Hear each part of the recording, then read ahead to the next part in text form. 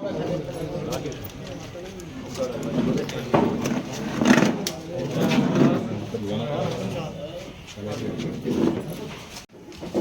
ఏర్పడి సంవత్సరం దాటిన సందర్భాలు ఆడిచ్చిన వాగ్దానాలు 6 గ్యారెంటీలు 420 హామీలు అమలు చేయడంలో విఫలమైన ప్రభుత్వం. దానికి ఆధార్తో సహా కాన్స్టిట్యూషన్లో అవి డీటెయిల్ చెప్పడం జరుగుతుంది. అదేవిధంగా మంచిర్యాల నియోజకవర్గంలో ఇక్కడ రాష్ట్రంలో ఎమర్జెన్సీ పాలన జరుగుతుంది, ఇక్కడ కూడా ఎమర్జెన్సీ పాలన జరుగుతుంది. ఎమర్జెన్సీ పాలన అంటే ఒకనాడు శ్రీమతి ఇందిరాగాంధీ గారు ఎమర్జెన్సీ పాలన పెట్టిన తర్వాత మళ్ళీ ఎన్నికల్లో ప్రజలు ఏ రకంగా తీర్పిచ్చారు. అంత పెద్ద నాయకురాలు ఇందిరాగాంధీ కూడా ఓడగొట్టిన చరిత్ర ఈ దేశ ప్రజలు. అదేవిధంగా రానున్న రోజుల్లో కూడా ఈ తెలంగాణలో మళ్ళీ కేసీఆర్ పాలన ఉండాలి. ఈ నియోజకవర్గంలో మరి గతంలో ఇక్కడ ఉన్న ఎమ్మెల్యేలను తలుచుకుంటూ మరి ఇప్పుడు ఏ రకంగా ప్రజలు అనుకుంటున్నారో అది గుర్తుపెట్టుకోవాలని నేను ఎమ్మెల్యే ప్రేమసాగర్కు చెప్పడం జరుగుతుంది. ఈరోజు నేను సూటిగా కొన్ని అడగడం జరుగుతుంది. మంచిర్యాలకు గుండెకాయ లాంటిది మంచిర్యాల అంతరం బ్రిడ్జు నువ్వు ఎందుకు చేయడం లేదు, ఎందుకు ఆలస్యం చేస్తున్నావు? మరొక ప్రతిపాదన దేనికోసం అంటే మంచిర్యాల ప్రజలపై, మంచిర్యాల జిల్లా ప్రజలపై, ఇతర జిల్లాల ప్రజలపై మరి అంత కోపం నీకెందుకు అంటే కేసీఆర్ దివాకర్ మొదలుపెట్టింది చెయ్యొద్దని ఒక ఆలోచనతోటి నువ్వు చేస్తలేవు. వేరే ప్రతిపాదన ఇది 164 కోట్లు అయితే 500 కోట్లు అది అవసరం లేదు. ఆల్రెడీ ఎల్లంపల్లి ప్రాంతం జనం పోతున్నారు. ఇది 100% మంచిర్యాల అంతరం గురించి కోరుకుంటున్నారు. నువ్వు మంచిర్యాల మీద ద్వేషం కక్షతో చేయడం లేదు. గతంలో మంచిర్యాల జిల్లా అంటే నువ్వు బెల్లంపల్లి జిల్లాను దానికి నిదర్శనం ఇది చేయకపోవడం అనే మాట కూడా ఇది చెప్పడం జరిగింది. ఖచ్చితంగా డిమాండ్ చేస్తున్నాం. మంచిర్యాల అంతరం బ్రిడ్జి చేయవలసిందే. చేయకపోతే ప్రజలు రేపు రానున్న ఎన్నికల్లో ఏ రకంగా గుణపడని చెప్పిన సంగతి కూడా ప్రజలు దాన్ని ఆలోచిస్తారు. అదే కాకుండా ఈరోజు ఎల్లంపల్లి ప్రాజెక్టు విషయంలో మాటిమాటికి ఆనాడు ఏదైనా అవసరమైతే మాటిమాటికి ఆనాడు నీ ఆధ్వర్యంలో ధర్నాలు చేశారు. నువ్వు కూడా మాటిమాటికి అన్నావు. అక్కడ మిగిలిన ఇంకా నువ్వు ఎన్నికలప్పుడు ఏమన్నావు? ఎన్నికలు అయినాకనే ఇప్పిస్తాను. అక్కడ 1 టైం సెటిల్మెంట్ 3,75,000 సంవత్సరం దాటింది. ఎప్పుడో టోకెన్ నెంబర్ అయింది, ఇంకా ఇప్పలేకపోయా. అదే కాకుండా 83 కోట్లతోటి ఒక 10,000 ఎకరాలకు ఆనాడు టెండర్ పిలవడం జరిగింది. గౌరవ మంత్రి గారి హరీష్ గారితో మేము దాని ఫౌండేషన్ ఇవ్వడం జరిగింది. ఇంకా పడదమేలు లిఫ్ట్ అతి లేదు గతి లేదు. 10,000 ఎకరాలకు నీరు అందించే బహుత్తరమైన పథకం. అదే కాకుండా నేను దాదాపు 5,000 మందికి ఆనాడు 70,000 చొప్పున ఇళ్లకు డబ్బులు ఇప్పడం జరిగింది. ఇంకా 1000 పైసలకు ఉన్నాయి, ఇంతవరకు ఇప్పలేకపోయాం. అదే కాకుండా కూలి డబ్బులు 2,000 కూలి 1 టైం సెటిల్మెంట్ కూలి డబ్బులు కూడా మరి దాదాపు ఇంకో ఎంతమంది అంతమంది కూడా ఇప్పలేకపోయాను. ఒకసారి చూస్తాం. ఇవన్నీ ఎల్లంపల్లి ఈ మధ్యన నిన్ను మీ నాయకులు అడిగితే చూద్దాం ఎప్పటికదే పనా అనే మాటలు కూడా మీ దగ్గరికి వచ్చిన వాళ్ళు చెప్తున్న మాటలు చెప్పడం జరుగుతుంది. అంటే ఎల్లంపల్లిలో ప్రభుత్వం వచ్చిన తర్వాత ₹1 కూడా ఇప్పలేదు. మరి అది ఒకసారి మరి ఎప్పుడు ఇప్పిస్తావు? మరి అక్కడ వారికి చెప్పవలసిన బాధ్యత మరి ఎల్లంపల్లి నిర్వాసితులు. మరి ఎల్లంపల్లి నిర్వాసితులు 2వ పంటకు మరి గూడెం లిఫ్ట్ ఉన్నా కూడా కిందాక నీళ్ళు వస్తలేవు. వాళ్ళకి ఖచ్చితంగా ఈ 10,000 ఎకరాల నీరు అందించే బహుత్తర కార్యక్రమం చేపట్టాలని కూడా మరి ఈ సందర్భంలో కూడా జరుగుతుంది. మరొకటి మూడవది శ్మశాన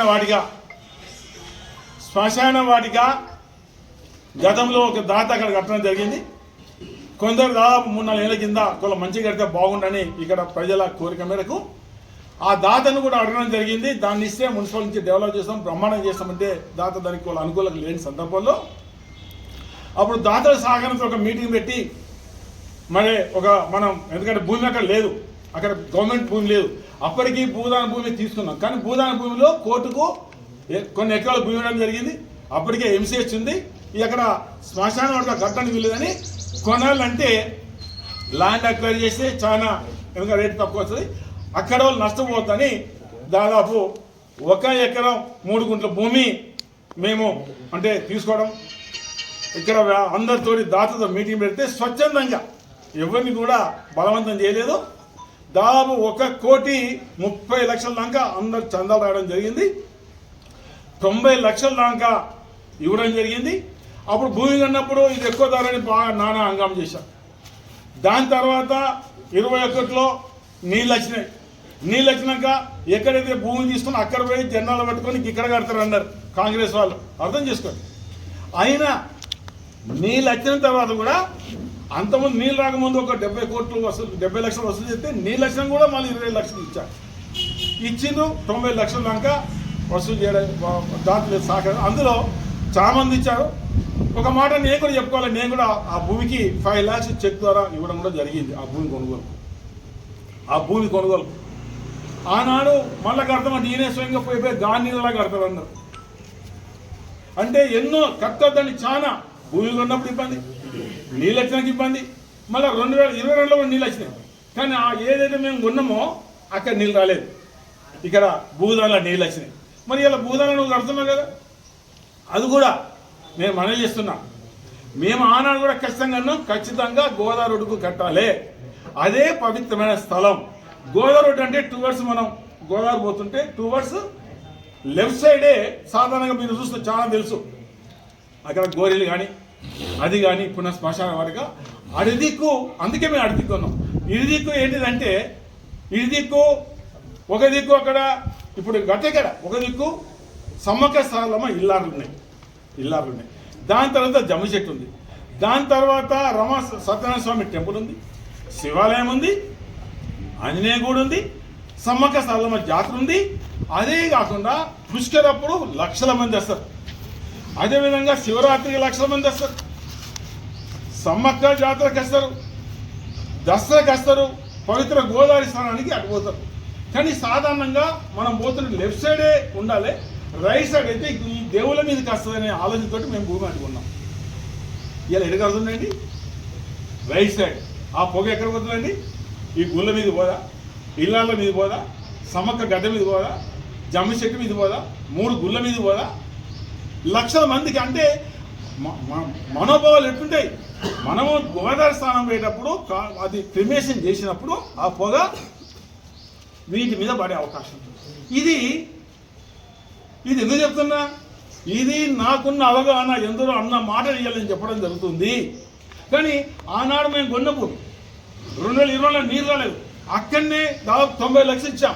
ఇంకొక 20 లక్షలు ఆయన అన్నాడు కదా అసెంబ్లీలో, సింగరేణి తోటి భూమి కొనిచ్చి 4 కడతాం అన్నాడు. మరి సింగరేణి భూమి అదే భూమి కొనొచ్చు కదా. 90 లక్షలు ఇచ్చాం, ఇంక 20 లక్షలు వసూలు అవుతుండే, అప్పుడు వసూలు అవుతుండే. కానీ ఎన్నికల సందర్భంలో ప్రభుత్వం మారాలి, నేను గెలవలేకపోయా. ఆయన స్వయంగా అసెంబ్లీలో సింగరేణి భూమి కొని నేను 4 కట్టిన తర్వాత నేను అప్పుడు దాని విషయంలో భూమి యజమాని మాట్లాడడం జరిగింది. ఇప్పుడు కట్టే పరిస్థితి లేదంటే భూమి యజమానులు మంచి మనుషులు కాబట్టి పైసలు వాపసిస్తున్నారు. సాధారణంగా మనం భూమి కొన్నాం, ఆ పైసలు ఎట్ట డబ్బులు వస్తాయో 90 లక్షలు. అప్పుడు ఆ డబ్బులు మన కౌన్సిలర్ మాదనశ్రీ సత్యనారాయణ చేతిలో పెట్టి ఎట్లా డబ్బులు వస్తే అట్లా ఆ భూమి యజమానికి ఇచ్చి సంతకాలు తీసుకున్నాం. డబ్బులు ఆపలేదు.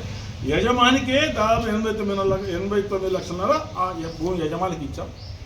దాని ఒక సందర్భంలో ఏమంటారంటే డబ్బులే గాయపడినారు. దివాకర్ డబ్బులు గాయప చేయడు. ఇలా మమ్మల్ని నువ్వు అన్నావు, మరి నువ్వు ఎంతమంది బాగున్నావయ్యా? నువ్వు ఎంతమంది బాగున్నావు? కా ప్రకారం నీ మీద మొత్తం మూత మోగుతుంది. అక్కడ ఇచ్చే పరిస్థితి లేదు. నువ్వు చెక్స్ బౌన్స్ అయినాయి, దాని సంగతి లేదు. చెక్కులు ఇచ్చిన సంగతి ఉన్నాయి, దాని సంగతి లేదు. నాయకునిపేట మేటిపల్లిలో దాదాపు 70 లక్షలు 13-14 ఏళ్ళు చేయాలి, అవి ఇవ్వలేదు. అవి ఇవ్వకుండా మమ్మల్ని ఏదో అన్నాడంటే అది చెప్పడానికి వీల్లేదు. మరి నీ సంగతి ఏందే? మేము దాతలందరూ డబ్బులు ఇచ్చే కార్యక్రమం చేశాం. మరి నీ సంగతి నువ్వు ఇయ్యరాదు. ఒక్క మాట చెప్తున్నా, మంచి మాట మాట్లాడు. అన్ని అబద్ధాలు నోటి నుంచి. అతను రాజకీయ రంగం కన్నా మొదలు వ్యాపారం చేసినప్పటి నుంచి నీ ఎవరి బాగున్నా మీ పైసలు నెల రూపాయలు ఇస్తానని ప్రేమ సాగర్ నోటి నుంచి అంటారా? నేను డిమాండ్ చేస్తున్నా. వాళ్ళు అడగకుంటే నువ్వు ఇవ్వాలి. నేను అడగడానికి నువ్వే 100 సార్లు అయితే చెప్పులు అడిగిన నువ్వు ఇవ్వలేదు. మెట్టిపిల్లలు నాయకుడిపై మెట్టిపిల్లలు అయితే కారణంలో ఎలక్షన్లు అడిగారు, ఇక్కడ అడిగారు, 100 సార్లు అడిగి అక్కడ చెప్పులు అడిగి నువ్వు పైసలు ఇవ్వలేదు. 70 లక్షలు 2011 చెక్స్ ఉన్నాయి మీకు తెలిసి, పేపర్లు వచ్చింది. నీ సంగతి ఏందే? మరి నీకు ప్రభుత్వం ఉన్నది, పోలీసులు అచ్చుతున్నది, నువ్వు ఏదో అనుకుంటా పోతున్నావు. రాజ్యం ఎప్పటికి ఉన్నది, ప్రభుత్వాలు మారుతాయి. ఇలా ఏ రకంగా తప్పుడు కేసులు పెట్టిస్తున్నావో, నీ కిందతో ఇష్టాంతితో మాట్లాడుతున్నావో, ఇవన్నీ ప్రతి ఒక్కరు మేము రాసుకొని పెడుతున్నాం. ఏం ఇబ్బంది లేదు. తప్పుడు చేసిన వాళ్ళకి తప్పు చేసిన వాళ్ళకే నువ్వు తప్పుడు కేసు పెడుతున్నావు. మేము తప్పుడు పెట్టియం. మేము న్యాయంగా తప్పు చేసిన వాళ్ళకు ఏ రకంగా మేము ఉండాలో ఆ రకంగా అప్పుడు ఉండడం జరుగుతున్న మాట కూడా చెప్పడం జరుగుతుంది. ఇలా చెప్తూ పోతుంటే బాగా చేసినాం అంటుంది. ఏం చేసింది? ఇవన్నీ ఇవాళ ప్రభుత్వ పరంగా నువ్వు దానికి సమాధానం చెప్పాలి. దాదాపు 550 కోట్ల రూపాయలు ఈ ప్రభుత్వం వచ్చిన తర్వాత లబ్ధిదారులు రావాల్సినవి రాలేకపోయాయి. ఒక్కొక్కటి చెప్తాను. ఈరోజు ఒక పెన్షన్ ఎగొట్టా, అవునా కదా? ఒక నెల ఎగొట్టా. 33,000 మంది పెన్షన్లకు దాదాపు 81 కోట్ల రూపాయలు నువ్వు ఇలా ఈ పెన్షన్దారులకు నువ్వు బాకీ ఉన్నావు. ఇది పెంచిన 2,000, 4,000, 2, 4, 6, 81 కోట్లు బాకీ ఉన్నావు. అర్థం చేసుకో. నువ్వు మహాలక్ష్మి పాపం పెళ్ళైన వాళ్ళకు, అంటే వితంతులు కానీ భర్తల పెన్షన్ అంతా కానీ గవర్నమెంట్ ఎంప్లాయీస్ కానీ ఈ పెళ్లి వాళ్ళందరినీ తీసేస్తే మన కాన్స్టిట్యూన్సీలో దాదాపు ఒక 80,000 మంది ఉంటారు. 80,000 మంది ఉంటారు. నెలకు 2,500 అన్నావు కదా? అవి ఎన్నైతున్నాయో తెలుసా? 240 కోట్లు నువ్వు మహిళా తల్లులకు, ఆడబిడ్డలకు నువ్వు బాకీ పడ్డావు. అంటే ప్రభుత్వం బాకీ పడ్డా. మీరు కూడా అవే చూపెట్టింది కదా ఎన్నికలప్పుడు. ఇవన్నీ చూపెట్టినా కదా. తమ్ములు మన కాన్స్టిట్యూన్సీలో 10,000 మంది ఉంటారు. 10,000 మంది ఉంటారు. 4 చొప్పులు అంటే అదొక 48 కోట్లు నువ్వు బాకీ పడ్డావు నిరుద్యోగ యువకులకు. అవునగా చెప్తున్నా. అదేవిధంగా మహిళా సోదరులకు దాదాపు 5,000 మందికి నువ్వు వెహికల్స్ కొనిస్తున్నావు, స్కూటీలు కొనిస్తున్నావు. అది దాదాపు కనీసం 60 కోట్ల రూపాయలు వాళ్ళందరూ కొనియాలంటే అది ఒకరు కొనియలే. అయిందా? కేసీఆర్ కిట్ లేదు, ఆ పైసలు లేదు. 4,000 మంది ఆపరేషన్లు అయినాయి. ఏది ఈ ఏడాది కాలంలో 15,000 చొప్పున వేసుకుంటే 6 కోట్ల రూపాయలు నువ్వు బాకీ పడ్డావా, బాకీ పడలేదా మాట కూడా చెప్పడం జరుగుతుంది. అదే కాకుండా దాదాపు 1,200 పైబడి పెళ్లిళ్ళు అయినాయి. నువ్వు తులం బంగారం అన్నావు. తులం బంగారం 75,000 చొప్పున 10 కోట్ల రూపాయలు నువ్వు బాకీ పడ్డావా పడలేదు చెప్పండి. నువ్వు పోయినసారి అన్ని వడ్లకు బోనస్ అన్నావు. పోయినసారి మన దగ్గర 6,20,000 క్వింటల్ వడ్లు మనం తీసుకున్నాం. నువ్వు 500 చొప్పున ఎంత బాకీ ఇచ్చినావా? బాకీ పడ్డావా వాళ్ళకి చెప్పు. ఇంకా కౌలు రైతులు అన్నావు. కౌలు రైతులకు ఇచ్చినావా చెప్పండి. ఇంకా రుణమాఫీ కూడా దాదాపు 30% రుణమాఫీ ఇచ్చింది. 30% రుణమాఫీ ఇవాళ నేను ఒక డిమాండ్ చేస్తున్నా. అక్కడ ముఖ్యమంత్రి గారా, ఇక్కడ ఎమ్మెల్యే ప్రేమసాగర్ గారా, రుణమాఫీ కాని వాళ్ళందరూ ఒక డేట్ పెట్టి మీ అందరికీ ప్రభుత్వం తరఫున ఇప్పిస్తాని ఒక డేట్ పెట్టి ప్రేమసాగర్ చెప్పగలుగుతాడా? అందరు రుణమాఫీ అన్నారు కదా, దేని మీద ఒట్లేశారు కదా, చెప్పండి. ఓటు అన్ని అంటలే. నేను రుణమాఫీ కాని వాళ్ళందరూ బ్యాంకుల దగ్గర పోతారా, లేకపోతే ఎమ్మెల్యే గారు మీటింగ్ పెడితే వస్తారా? ఒక అనౌన్స్ చేయను వాళ్ళందరికీ. అంటే 30 కోట్లకు తక్కువ లేదు. అర్థం చేసుకో. 30 కోట్లు అంటే ఎన్ని నువ్వు ఇవ్వకుండా నేను అభివృద్ధి చేసిన అంటే అభివృద్ధి అనేది సహజం. ఒకసారి ఎమ్మెల్యేకి ఇచ్చిన తర్వాత డెఫినెట్గా చేయవలసి వస్తుంది. ఇప్పుడు చేయలేదని చేసినట్టు చేస్తావు. చేయడం మేము చేయాలి అంటమా? మేమంటే ప్రజలు నమ్ముతారా? మేము చేయలేదంటే చేసి కామన్. ఏం చేసినామయ్యా? అప్పుడు ముఖ్యమంత్రి ఆనాడు మా ముఖ్యమంత్రి గారు మున్సిపాలిటీకి 25 కోట్ల చొప్పున 66 గ్రామాలకు 10 చొప్పున 81 కోట్ల రూపాయలు మాకు శాంక్షన్ ఇచ్చారు. ఎందుకు క్యాన్సిల్ చేశారా మీరు? ఇది అభివృద్ధి నిరోధకమా? మరి అభివృద్ధి బాగుంటున్నా కదా, మరి 81 కోట్లు ఎందుకు క్యాన్సిల్ చేసినామయ్యా? రాష్ట్ర ప్రభుత్వం నేను డిఎంఎఫ్టీ అన్ని కాన్సెప్ట్ డిఎంఎఫ్టీ మున్సిపల్ అన్ని జాగాల్లో మేము శాంక్షన్ చేశాం. డిఎంఎఫ్టీ మేము శాంక్షన్ చేసిన డబ్బు దాదాపు 12 కోట్ల పైచులకు ఆనాడు మేము శాంక్షన్ చేసిన డిఎంఎఫ్టీ మన కాన్స్టిట్యూషన్ మున్సిపాలిటీ. ఒక నస్పూర్ ఉన్న మంచాలకే 600 ఎలక్ట్రికల్ పోల్స్ చేశాం. మొత్తం నువ్వు క్యాన్సిల్ చేసినావు కదా. మొత్తం ఎందుకు క్యాన్సిల్ చేసినావా? నేను పెట్టిన డిఎంఎఫ్టీ నేను అక్కడ ప్రజాపతిల ప్రకారం అక్కడ కౌన్సిల్ ప్రకారం మరొక ప్రకారం నేను ఇల్లు పెట్టాను. అది అభివృద్ధి నిరోధకం. ఇవాళ 600 కరెంట్ పోల్ అంటే పేదలు ఇల్లు కట్టుకున్న కదా. మేము కరెంట్ పోల్ 2 మున్సిపాలిటీ నష్టపోయిన మంచిలో 600 కరెంట్ పోల్ అంటే తప్పనే చెప్పండి. అది నువ్వు క్యాన్సిల్ చేసినావు కదా. అవి క్యాన్సిల్ చేసి మళ్ళీ నువ్వు నీ అక్కడక్కడ పెట్టినావు. ఆ డబ్బులు ఎవరు శాంక్షన్ చేసి చెప్పండి? ఆయన గెలిచిన తర్వాత ఇది విచిత్రం, అర్థం చేసుకొని నేను చెప్పింది అబద్ధం కాదు. ఈవెన్ అగ్రిమెంట్ అయినా క్యాన్సిల్ చేశాడు, కంకర పోసిన క్యాన్సిల్ చేశాడు, కొంచెం పని మొదలైతే క్యాన్సిల్ చేశాడు. ఇవి ప్రేమ సభలో చేసినాడు చేయలేదా? కొన్ని జాగాలో రోడ్డు చేస్తాడు, రోడ్డు బంద్ చేశారు. కంకర పాపం ఎత్తుకుపోయాడు. ఎంత నచ్చని చెప్పండి. అంటే ఒక ఎమ్మెల్యే శాంక్షన్ తర్వాత రొటీన్గా నడవద్దని చెప్పండి. మరి మేము కూడా గతంలో నాకా ముందు ఎమ్మెల్యే నాకు ఈవెన్ సింగిల్ వరకు నేను క్యాన్సిల్ చేయాలి. ఇవన్నీ క్యాన్సిల్ చేసి ఎంత నష్టం చెప్పండి. పాపం కాంట్రాక్ట్ కూడా ఎంత నష్టపోతుందో చెప్పండి. ఇది అభివృద్ధి చేసినట్ట, అభివృద్ధి నిరోధించినట్ట. ఈవెన్ సింగిల్ వర్క్ అగ్రిమెంట్ అయినా కూడా చేయకుండా ఆపిందంటే ఇంత దౌర్భాగ్యమైన పరిస్థితి ఇలా మంచాల నియోజకవర్గం ఉందా లేదు చెప్పండి. ఇది నేనడం కాదు, చాలామంది అంటున్నారు మాకు మేము గొప్ప చెప్పుకోం. ఆయన ఉన్నప్పుడు బాగుండే, ఆయన బాగుండాలంటే మమ్మల్ని పెట్టుకుని ఆయన ముఖ్యమంత్రి ఉన్నప్పుడు బాగుండే, ఇక్కడ దివాకర్ ఉన్నప్పుడు బాగుండేది ఇలా అంటున్నా జనం. నేనేమంటున్నావు నీకు తెలియదు, నేనేమంటున్నా తెలుస్తుందా? మన వీపు మనకు కనబడదు. ఈవెన్ నా సిడిపి వర్క్స్ కూడా అది కూడా దాదాపు 2,60,00,000 ఇంతవరకు ఒక్కరిని దాన్ని ఎక్కడ చేయనిచ్చలేదు. ఇది ఎక్కడ ఏమండి?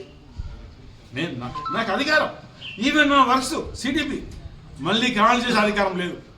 క్యాన్సిల్ చేసే అధికారం లేదు. సేమ్ వర్క్ చేయాలా, ఆ ఎమ్మెల్యే కూడా ఏ ప్రకారం అదే చేయాలి తప్ప ఒకవేళ అక్కడ పని అయితే కదా వర్కే క్యాన్సిల్ అవుతుంది. అదేంటిదండి? అంటే ఇది చక్రాధిపత్యం కాదా? ఇదేనా? ప్రజల నుంచి గెలిచిన తర్వాత నువ్వు ఒక వర్క్ లాభం ఇదేనా చెప్పండి? సమాధానం చెప్పండి. ఇంకోటి ఇది కూడా ఇది చాలా ఆరోపణలు చేశాం మా మీద, చాలా ఆరోపణలకు ఆయనకు నోటికి తాళం లేదు, ఏది పెడతా అనుకుంటూ పోతారు. అంతమంది అమలు చేసి ఒక్కడు కూడా ప్రూవ్ చేయలేకపోయాడు. నా మీద విద్యుత్ మీద కూడా ఆరోపణలు చేశాను. అంటే ఓట్లు దండుకోవడానికి మళ్ళీ ఏదో తప్పుడు కేసు పెట్టడానికి ఆరోపణలు చేశారు. సిద్ధి వినాయకుడి మీద అక్కడ అన్నారు సిద్ధంగా ఉన్నాం. సిద్ధి వినాయకుడి మీద మీ ఇద్దరం మీరు ఓలా తయారు కాండి, ఒట్టుకు ఆయన ఇంకోలో ఆయన తయారు చేసుకోవాలి. సిద్ధి వినాయకుడి మీద మా మీద చేసిన ఆరోపణలు మళ్ళీ వినాయకుడి సాక్షిగా దివాకర మీద, విజిత్ మీద, అది గంజాయో లేకపోతే ఇంకోదో ఏదో దాని ఉన్నది కదా, దాని మీద నువ్వు ఆరోపణ చేసినావు కదా నువ్వు అనగలుగుతావా? అది ఒక్కటే కాదు, నీ మీద నమ్మకం లేదు, నువ్వు ఒట్టు పెట్టుకుని నీ మీద నమ్మకం లేదు. ఎందుకంటే నువ్వు స్వయంగా నాకే ఒట్టు పెట్టుకున్నావు, నేను డీసీపీ చైర్మన్, మళ్ళీ నీ మీద నమ్మకం. నువ్వు ఇంకో పేరు తయారు చేసుకో మీ కుటుంబ సభ్యుల్లో. మేము మా కుటుంబ సభ్యులే, నేను విజయ్. అక్కడే కాదు, మళ్ళీ నేను సవాల్ చేస్తున్నా. రమా సత్యనారాయణ స్వామి వెలిసిన దేవాలయం గూడెంలో, ఆ గూడెం గుట్టెక్కి మొక్కుకొని గుట్ట కిందకి వచ్చి ఆనాడు చేసిన ఆరోపణలు, దివాకర్ మీద, విద్యుత్ మీద చేసిన ఆరోపణలు ఇది నిజమని ఒక్కసారి నువ్వు కాక నీదలా డిసైడ్ చేసుకో. వాళ్ళతో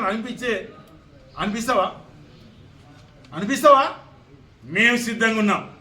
ఇది ఎందుకు ఈ మాట అంటుందంటే నువ్వు చెప్పినప్పుడు ఈ కాన్స్టిట్యూన్సీలో కాదు, ఈ జిల్లానే కాదు, పక్క జిల్లాలో కాదు, రాష్ట్రంలో కూడా ఎవరు ఒప్పుకోలేదు, ఎవరు నమ్మలేదు నీ తప్పుడు ఆరోపణలని.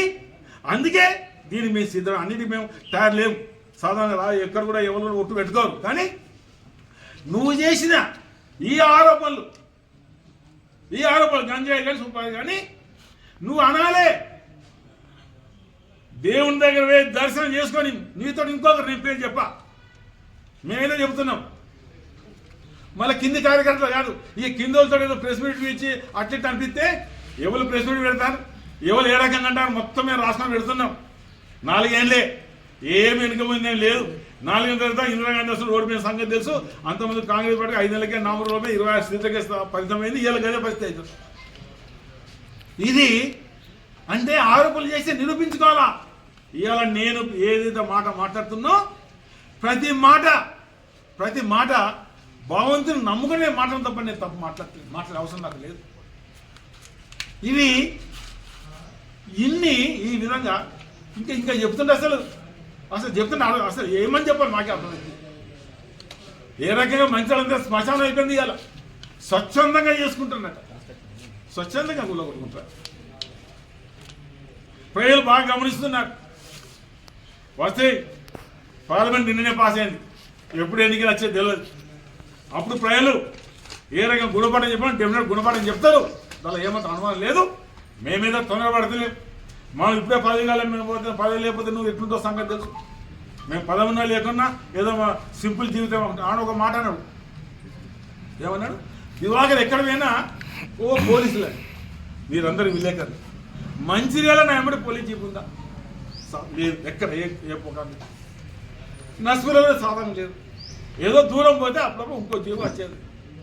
నువ్వు ఒక మీటింగ్ ఒక వ్యక్తి నీ ఎమ్మడి మొత్తం ఎంటైర్ ఐఆర్ అధికారులతో సహా రెవెన్యూ అధికారులు, పోలీసు అధికారులు, చిన్న పెద్ద మొత్తం నియమడే ఉంటారు. అంటే వాళ్ళు పని చేసుకోవాలా లేకపోతే నియమడి తిరగండి. వాళ్ళు ఇలా మొత్తం ఎంటైర్ గవర్నమెంట్ డిపార్ట్మెంట్ నియమడే మొత్తం అక్కడెక్కడ పెడితే మొత్తం శ్రీరాములు కానీ మొత్తం అన్ని ఆఫీసర్లు మొత్తం అక్కడ ఆ రెవెన్యూలో మొత్తం ఆఫీసర్ అంతా అక్కడికి మొత్తం అన్ని పోలీస్ స్టేషన్లో ఎవరు ఎస్ఐ లేరు మొత్తం అక్కడ.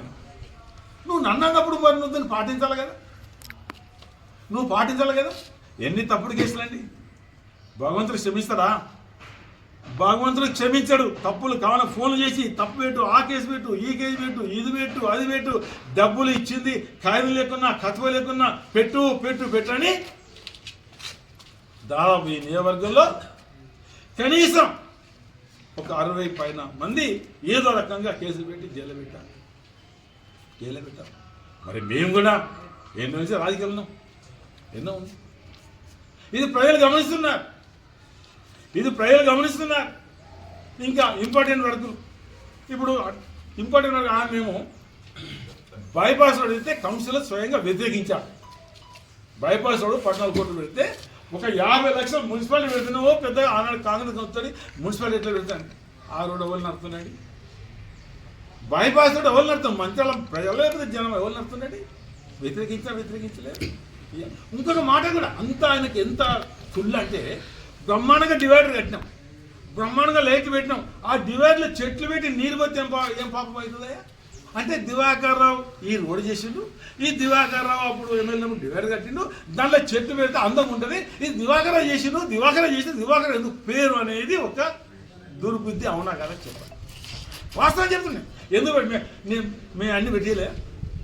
ఎక్కడ ఒకసారి కొంత డివైడర్ అయితే ఒకసారి బతుకమ్మకు ముందు మీకు గుర్తుంది లేదో కొంత డివైడర్ అయితే అందులో చెట్టు పెట్టి బుగ్గులు కట్టి కొబ్బరి మాటలు కట్టి బ్రహ్మాండంగా లుక్ చేసినాం. కొంత దూరం అయితే ఎందుకే చెట్లు పిచ్చి మొక్కలు మొలుతున్నాయి డివైడర్లు. ఇక్కడ అండర్ బ్రిడ్జ్ అంత పెద్ద అండర్ బ్రిడ్జ్ కాక ఒక్కసారి వెళ్తే పెద్ద ఫోటోలు దిగరా మీకు ఈసే కదా. అంటే దివాకరం చేస్తే అది చేయదు ఈసా. అవునగా చెప్పండి, వాసం ఈసా మనకు పేరు వస్తుంది. అందుకే ఇవన్నీ గొలగొట్టాం. ఇక అండర్ బ్రిడ్జ్ ఉపయోగం లేదా చెప్పండి. మరి ఈ మున్సిపల్ మారినాక నీళ్ళు వచ్చిన అప్పుడు నీళ్ళు ఏం చేసిందండి? ఈ మున్సిపాలిటీ చైర్మన్ గారు మారినాక నీళ్ళు వచ్చిన అదేంటండి? ఆనాడు ఈ జంక్షన్ చేస్తే నానా రాధాంతం చేసింది. అక్కడనే సెల్ఫీలు దిగారు కదా. ఇక 4 కోట్లు మున్సిపల్ నుంచి బీట్ రోడ్లు పెట్టాం, అది ఎందుకు చేస్తలేరండి? ఎందుకు చేస్తాడు మరి? అప్పుడేదో నెలకే నేను నీళ్ళు ఇచ్చాను అన్నాడు, అప్పుడే నెలకు నీళ్ళు ఇచ్చాను అంటే మొత్తం అప్పుడే అయిందా? 102 కోట్లు తీసుకొచ్చి ఫారెస్ట్ పర్మిషన్ 2 సంవత్సరాలు కష్టపడితే అక్కడ గుట్ట మీద పర్మిషన్ వచ్చింది. ఒక నాయకుడు అన్నాడు ఆయనతో అవగాహన లేదా, ఫారెస్ట్ పర్మిషన్ తెచ్చుకోవాలి. ఇదే మాట్లాడు. ఇదే NH రోడ్ శ్రీరాంపూర్ ఎస్ఆర్ మండికాంచి అక్కడ అరుణనగర్ నగర్గా ఇంకా అప్పటికి ఆగి ఉన్నది NH పర్మిషన్ లేక. మరి సంవత్సరం అయిందిగా మీ నాయకుడు మరి పర్మిషన్ ఎంత లేదా? రోడ్డు వైండింగ్ కాలేదు తెలుసుగా మీకు. ఎస్ఆర్ మండికి అయితే అక్కడ దాకా రోడ్డు వైండింగ్ కాలేదు, అప్పుడు పర్మిషన్ దొరకలేదు. ఎన్నో ప్రయత్నం చేసినాం, ఢిల్లీ పోయినాం, MP గారు మేము అంతా ప్రయత్నం చేసినాం. ఐక్యరెడ్డి మా ఫారెస్ట్ మినిస్టర్ ఒక 3 సార్లు మీటింగ్ పెట్టాను. అంటే ఇది గుట్ట మీద కట్టడానికి ఆయనతో అవగాహన లేకుండా ఎట్లా కట్టింది అంటున్నాను వాళ్ళ నాయకులు. మీరు దానికి సపోర్ట్ కొడతారు. మరి ఇప్పుడు ఏడాది అయింది కదా, ఈ NH రోడ్ పర్మిషన్ ఎందుకు ఇవ్వడం లేదు? మన చేతులు లేదు పర్మిషన్ దృష్టిలో పెట్టి అనొచ్చు కదా. అండర్ బ్రిడ్జ్ ఉపయోగపడతలేదు చెప్పండి. ఎంత వ్యాధి వచ్చింది, ఎంత రేటు పెరిగింది ఒక్కసారి ఆలోచించండి. ఆనాడు బ్రిడ్జ్ మీద మంచిగా కలగాలు ఆడింది, లైట్లు కనబడుతున్నాయి, బ్రిడ్జ్ మీద కలగాలు ఆడుతున్నాయి. ఏం పోతే చెప్పండి. ఇలా శ్రీరాంపూర్ కానీ అక్కడ ఇందారం కానీ మొత్తం లైట్ రాత్రి వచ్చిందంటే ఇంత పెద్ద ఎక్కలేదు. మన గోదావరి పెట్టారు, ఇప్పుడు ఎంత ఎక్కడ పెట్టారు, ఎంత బాగుందండి. పెట్టచ్చు కదా. 5-10 లక్షలు పెద్ద ఖర్చా చెప్పండి, 5-10 లక్షలు పెద్ద ఖర్చా చెప్పండి. మున్సిపాలిటీ మీటింగులు అనద్దు అంటే ఆనాదిగా వస్తున్న ఆనవాయితీ ప్రతి నెల ఖచ్చితంగా మీటింగులు పెట్టాలి. ఏదో మోషన్కు నెల 2 నెలలు, ఎంపీకి 2 నెలలు, ఎన్ని మీటింగ్లు పెట్టారండి? ఎన్ని మీటింగ్లు పెట్టారు? ప్రతి నెల ఒక పద్ధతి మీటింగ్లు పెట్టి సమాచారం తీసుకోవాల్సిన కార్యక్రమం. అప్పుడు మేము ఇది తెచ్చాం, ముస్లింకు ఆఖరి సఫర్ అని తెచ్చాం. అది ఓపెన్ అయినా ఇంకా కాలేదు. క్రిస్టియన్సీ తెచ్చాం. ఇవన్నీ అంటే ఎందుకు ఇవన్నీ శ్రద్ధ. ఇలా క్లీన్ అండ్ గ్రీన్ అక్కడ పార్కు అయితే మనం చూసిన పోషమ్మ గుడి దగ్గర మొత్తం చెట్లు వచ్చినాయి 10 ఏళ్ళ కింద. మేము ఆనాడే మాట్లాడితే మళ్ళీ ఏం చేశారు. ఎంత నీట్గా ఉండాలి చెప్పండి, ఎంత నీట్గా ఉండాలి. ఇలా ఆనాడు ముఖ్యమంత్రి ఉన్నప్పుడు అన్ని ఎన్నో చేశాం, చేయలేదా? అన్నిటికీ ఆలోచించాం. అన్ని హాస్టల్ నెంబర్ ఆఫ్ ఇవన్నీ పెట్టాం, రెసిడెన్స్ స్కూల్లో వచ్చాయి, ఇన్ని చేశాం. మాటికి బాగా వెనకపోయిందంటే మరి బాగా ముందుకు పోతుంది. డెఫినెట్గా ఇక్కడ కొత్తగా అసలు దేనికి డబ్బే నీళ్ళు అవుతున్నాయి. 2 ఏళ్ళ నుంచి పనిచేసిన వాళ్ళకి డబ్బులు లేని సందర్భాలు, ధర్నాలు చేస్తాను అక్కడ. సర్పంచులు, కాంట్రాక్టర్లు అందరూ మొత్తుకుంటారు. అంటే నేను మంచిగా పేరు మరోసారి మనం చేయడం జరుగుతుంది. మనకు కావాల్సింది మంచిర్యాల మంచిర్యాల బోర్డు ఎందుకు తీసినట్టండి? దుమ్ము పడుతుందా? దుమ్ము పడితే మీద బట్ట కప్పరాదా? ఇది ఎక్కడి దాని కాస్ట్ ఇలా దాన్ని తీసిరు. ఒకలేమో కమిషనర్ వెళ్ళలేదంటారు, ఒక నాయకుడేమో నేను తీసినట్టు. ఇలా దాని కాస్ట్ ఎవరు బేర్ చేస్తారు? తీయడానికి మొత్తం డామేజ్ చేశారు కదా. దాని అయ్యే కాస్ట్ ఆయన పెట్టిన కాస్ట్ ఎంత? ఇవాళ ఎవరు పెడతారు డబ్బులు? అవి ఎవరు పెడతారు? ఇవన్నీ లెక్కలు ఉన్నాయి. వాళ్ళు 3-4 ఏళ్ళ కేసులు పెడతాను. ఇవన్నీ ఊకుంటామా? దాని డబ్బులు కూడా రేపు ఎవరు తీసినా అది కూడా మేము చూడాల్సి వస్తుంది, అది కూడా చేయాల్సి వస్తుంది భవిష్యత్తులో. మున్సిపాలిటీలో డెఫినెట్గా దాని మీద ఎందుకు తీసిన అనేది వస్తుంది. నీకు దుమ్ము బట్ట మీద పట్టేయచ్చు, దుమ్ము దులిపచ్చు. బహుశా 20 లక్షలు అనుకుంటే బహుశా దాన్ని మంచి మరి తీసిరు పెట్టాలా కదా. ఎందుకు పెడతలేదండి అంటే మంచి ఉంటుంది. మొన్న ఒక స్వామి అయ్యప్ప స్వామికి వస్తే నేను కూడా దానిలో అభయసేపు కూర్చుని ఆ స్వామి అన్నాడు, పేరులో ఉంది మంచిర్యాల. ఆ స్వామికి అయితే మనం చెప్పలే కదా, కేరళ నుంచి ఎక్కడ తెచ్చారు. పేరులో ఉంది మంచిర్యాల, మంచిర్యాల మీరు మంచి వాళ్ళని అంతా స్వాములే ఎక్కడి నుంచి వచ్చిన అతను కూడా స్వామి చెప్తే ఇకన్నా ఈ ప్రేమ సాగర నాయకత్వాన్ని మంచిర్యాల తీసేసింది. ఇంకెన్ని మారుస్తారో ఇంకా ఇంకోటి ఉంది, అది కూడా అది పవిత్రమైనది, అది కూడా మారుస్తారో మరి చూద్దాం. అది కూడా అంటే ఒకటి దృష్టిలో పెట్టుకోండి. ఈరోజు పదవులు శాస్త్రం కాదు, ప్రభుత్వం శాస్త్రం కాదు, మన మంచితనమే శాస్త్రం. 2-3 చెప్పాను. ఒకటేమో డిమాండ్ మా మీద ఆనాడు స్వయంగా డబ్బుల విషయంలో ఏమి ఎవరికి ఒక్క రూపాయలు ఇంకా చేతిలో ముట్టలేదు 6 చేశాను ఇచ్చే అందరు పైసా ముట్టిన మరి ఆయన బాగునే కూడా నేను డిమాండ్ చేస్తున్నా నేను అందరికీ నిలబడి ఇస్తాను వాళ్ళు అడుగు అవసరం లేదు ఈయన మొత్తం పిలిచేయాలి ఇక్కడ ఉన్నాయి మంచిగా ఇచ్చే పైసలు ఒకటే రుణమాఫీ వస్తారు అనౌన్స్ చేయమని రుణమాఫీ అనౌన్స్ చేయమని మొత్తం మందికి ఎంతమంది అంటే అప్పుడే బయటకు ఇవన్నీ 550 కోట్లు ఈ ఇది మంచాలు ఏ వర్గానికి బయటపడ్డాయి నేను మొత్తం లెక్కలు తీసిన మరి ఇవన్నీ వీళ్ళ సంగతి ఏందే వీళ్ళు 550 కోట్లు జనానికి వచ్చే పైసలు చేసినామా చేయలేదు ఒక రేషన్ కార్డు ఇచ్చినానే ఒక రేషన్ కార్డు ఏదో నామమాత్రం కొన్ని బస్సు గీసి అయింది నేను కూడా పూర్తిగా కాదని వీల్లేదు బస్సు అయింది బస్సు తక్కువ చేశారు ఇంకో 2 ఏంటంటే 40-50% అవి ఇస్తుంది కరెంట్ ఉన్నా అవి ఇస్తుంది నేను కూడా ఆయన లెక్క ఏం కాలేదు అన్న నేను అంటాను అయిందంటాం ఏది బస్సు తక్కువ చేశారు ఇబ్బంది పడతారు వాళ్ళు కూడా మహిళలు అంటాం ఒకసారి ఎందుకు ఇంకా మాకు ఈ పైసలు బాగున్నాయి ఆ గ్యాస్ కరెంటు 50% ఇస్తుంది కాబట్టి అంటే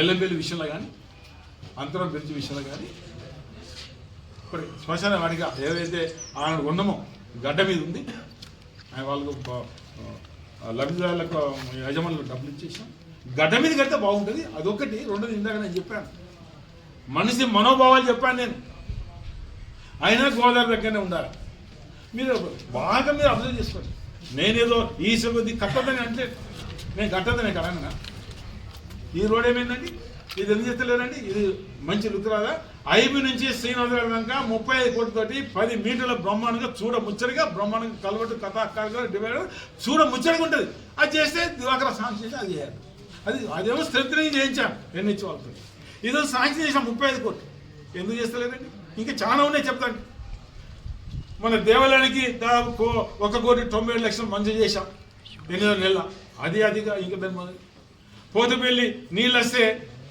ఊరికి ఇబ్బంది అక్కడ 2 కోట్ల పైసలు మంజూరు చేశాం ఇంకా బాగున్నాయి మళ్ళా పెడతాను అనుకోండి ఇవి ఎందుకు ఇవి మొదలు పెట్టదా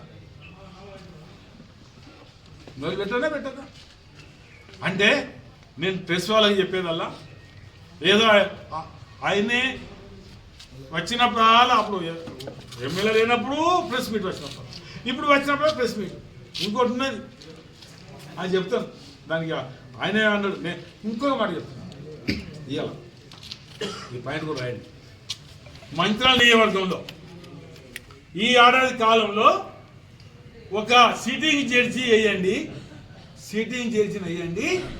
ఈ ఏడాది కాలంలో నీ తప్పులు ఎన్ని